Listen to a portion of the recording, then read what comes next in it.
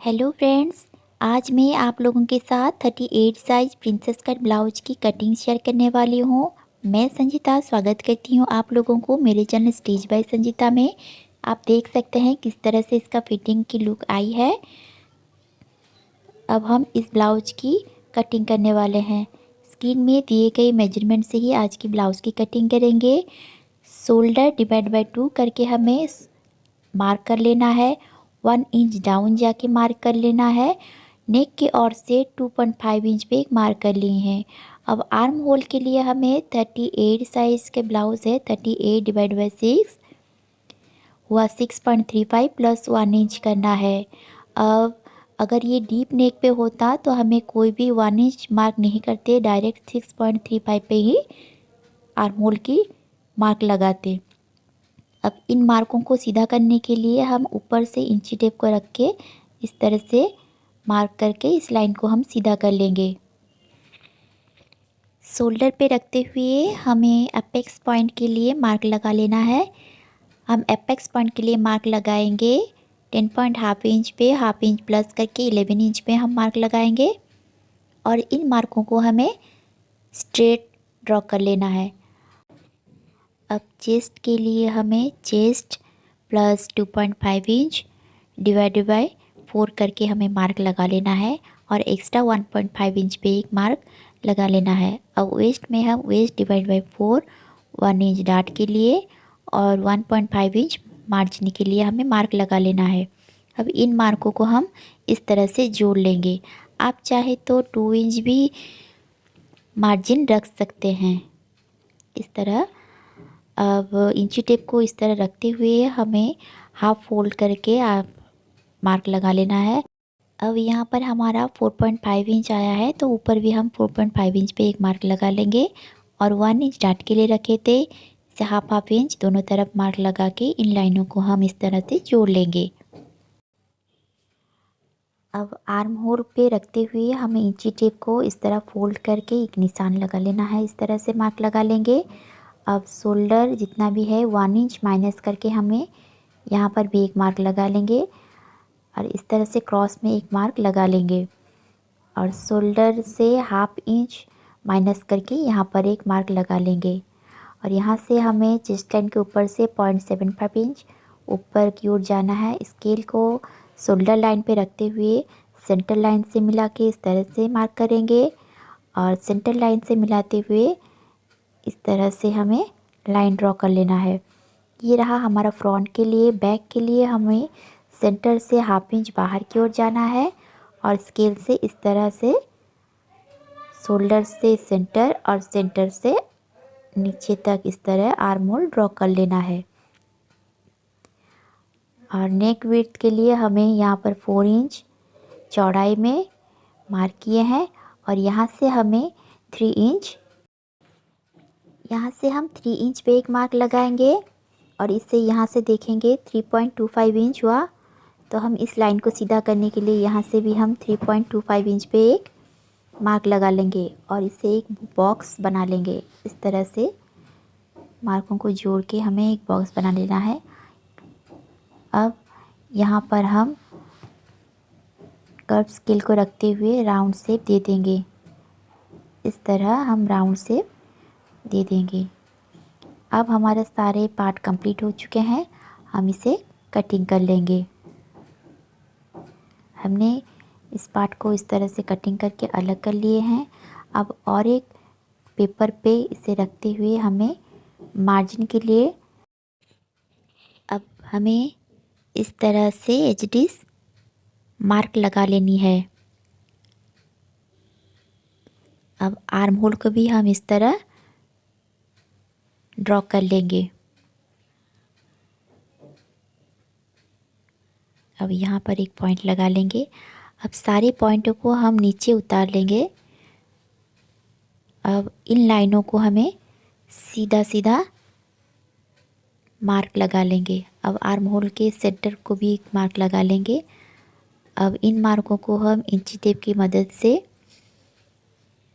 सीधा line draw कर लेंगे इस तरह। ये बस्ट लाइन इस तरह से और वेस्ट लाइन पे भी हम इस तरह से लाइन ड्रॉ कर लेंगे ऐसे। अब फ्रंट पार्ट में हमें कोई भी लूजिंग नहीं देना है, क्योंकि हमने बैक पार्ट के लिए लूजिंग ऐड करके ही मार्क लगाए हुए थे। अब वेस्ट के लिए हमें मार्क लगा लेना है वेस्ट डिवाइड बाई 4 करके, और यहाँ से हमें 3 इंच पे एक मार्क लगा लेना है और यहाँ से 1.5 इंच पे एक मार्क लगा लेना है। अब इन मार्कों को हमें इस तरह लाइन बना के जोड़ लेना है इस तरह से। चेस्ट लाइन से वेस्ट लाइन तक हम इस तरह लाइन ड्रॉ कर लेंगे। अब अपेक्स टू अपेक्स के डिस्टेंस के लिए हमें बस्ट पॉइंट डिवाइडेड बाय 10 करके मार्क लगा लेना है, और यहाँ पर हमें 0.25 इंच कम करके मार्क लगा लेना है। इस तरह इन मार्कों को हम इस तरह जोड़ लेंगे। अब हम 3 इंच यहाँ पर डॉट पॉइंट लिए थे, तो इसे यहाँ पर 3 इंच पे एक मार्क लगाएंगे और इन पॉइंटों को हमें इस तरह मिला लेंगे, इस तरह लाइन में ड्रॉ कर लेंगे। अब फ्रंट आर्म होल के लिए हमें शोल्डर जितना भी है 1/2 इंच माइनस करके हमें चेस्ट लाइन के ऊपर रख के इस तरह से मार्क कर लेना है, और सेंटर पॉइंट से हमें 1/2 इंच अंदर की ओर जाना है, और चेस्ट लाइन से हमें 0.75 इंच ऊपर जाना है इस तरह से, और एक मार्क कर लेना है। और इन मार्कों को हमें स्केल से जोड़ लेंगे इस तरह सेंटर से मिलाते हुए हमें रखना है स्केल को शोल्डर से सेंटर, और सेंटर से इस तरह हम आर्म होल ड्रॉ कर लेंगे। अब हमें डार्ट के लिए जितने भी रखे हुए थे 3 इंच को हमें हाफ कर लेना है 1.5 इंच। हमें चेस्ट लाइन के ऊपर रखते हुए 1.5 इंच आर्म होल के ऊपर इस तरह से एक मार्क लगा लेना है। अब 1.5 इंच को हमें हाफ करके इस तरह दोनों तरफ, और यहाँ पर एक मार्क लगा लेंगे 0.75 इंच पे, और 0.75 इंच पे यहाँ पर भी एक मार्क लगा लेंगे।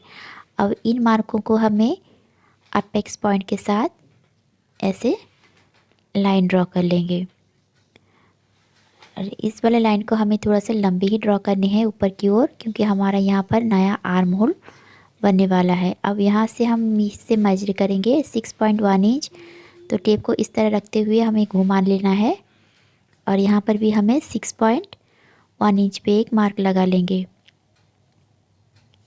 अब चेस्ट लाइन के लिए हमें यहाँ से 1/2 इंच डाउन जाना है, और इन लाइन को हमें सीधा मिला लेना है, और कर्व स्केल को रखते हुए हमें एक नया आर्म होल यहाँ पर ड्रॉ कर लेना है ऐसे। अब हम स्केल को रखते हुए ऐसे बस्ट पॉइंट को मिला के इस तरह प्रिंसेस की एक शेप बना लेंगे ऐसे, और स्केल को थोड़ा सा हल्का घुमाते हुए हम दूसरी ओर भी एक मार्क लगा लेंगे। स्केल को ऐसे रख के ऐसे मार्क लगा लेंगे। अब हमारा ये वाला पार्ट कैंसिल हो गया है, सेकंड वाला पार्ट ही हमारा कटिंग पे होगा। सेंटर से रखते हुए हमें सर्कल, हाफ सर्कल इस तरह से ड्रॉ कर लेना है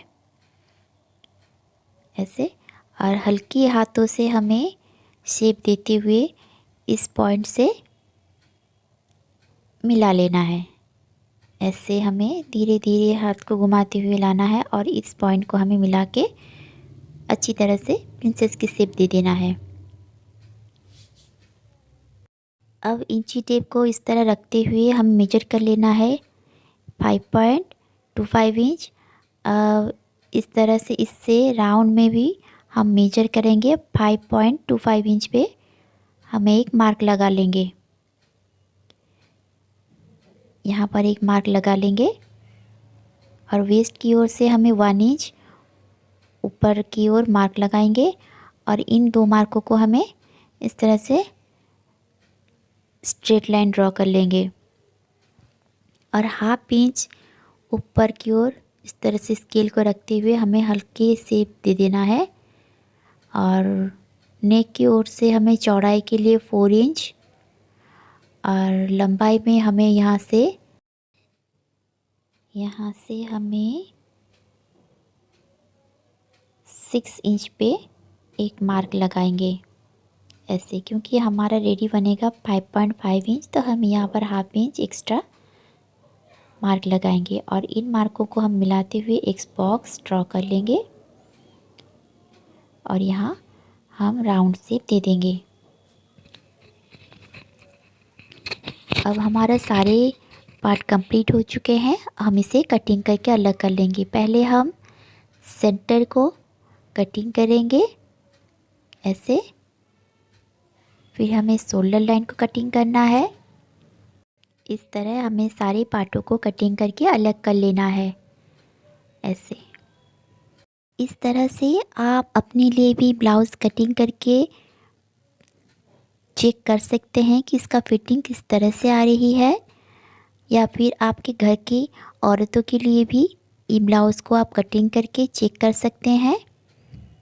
पेपर पे कटिंग करने के बाद आप अस्तर पे कटिंग कीजिए और इसे स्टिच करने के बाद फिटिंग चेक कीजिए। इस तरह से हम स्टिच लगाएंगे और चेस्ट को हम नाप लेंगे। अब बैक पार्ट के ऊपर फ्रंट पार्ट को इस तरह से रखेंगे, स्टिचिंग मार्जिन को इस तरह से मिलाते हुए रखेंगे। आर्म होल की ओर जितना भी डाउन जा रहा है उसे एक मार्क कर लेंगे और नीचे हम मार्क लगा लेंगे और इन दो मार्कों को हमें इस तरह से लाइन ड्रॉ कर लेंगे और इससे हम कटिंग करके अलग कर लेंगे। ऐसे ही कटिंग करके अलग कर लेने से आपका ब्लाउज़ का फिटिंग बहुत ही शानदार होने वाली है। अब इसे हम कट लगा लेंगे। अब हमारा सारी पार्ट कंप्लीट हो चुके हैं। अगर मेरी वीडियो आपको अच्छी लगी हो तो लाइक एंड शेयर कर दीजिएगा। अगर आप मेरे चैनल में नए हो तो प्लीज़ सब्सक्राइब कर दीजिएगा।